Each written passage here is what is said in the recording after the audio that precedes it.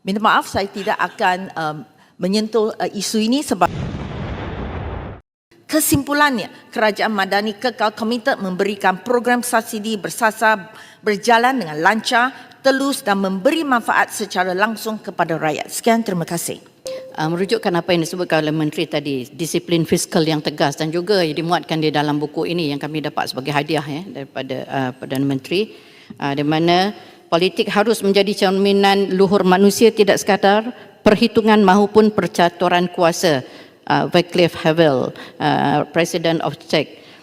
Jadi kita menyokong perdagangan antarabangsa yang saling menguntungkan, tetapi perjanjian mesti benar-benar reciprocal, bukan hanya pada nama. Malaysia perlu pastikan setiap sen pelaburan asing membawa pulangan kepada rakyat, bukan hanya kepada syarikat luar, dan mengawal perbelanjaan tidak produktif termasuk menilai semula semua perjanjian perdagangan yang mungkin membebankan fiskal negara atau memberi manfaat yang tidak seimbang dan sejajar dengan apa yang telah disebutkan oleh Timbalan Menteri tadi.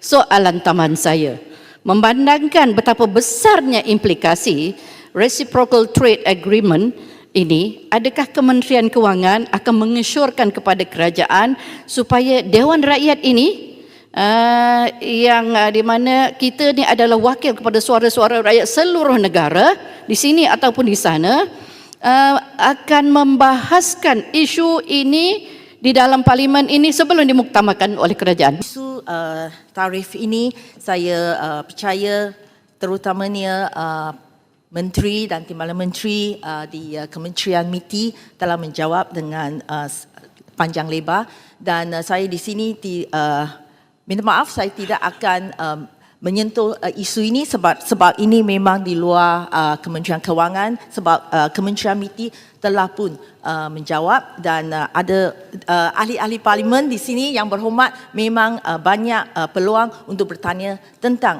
isu ini. Sekian, terima kasih.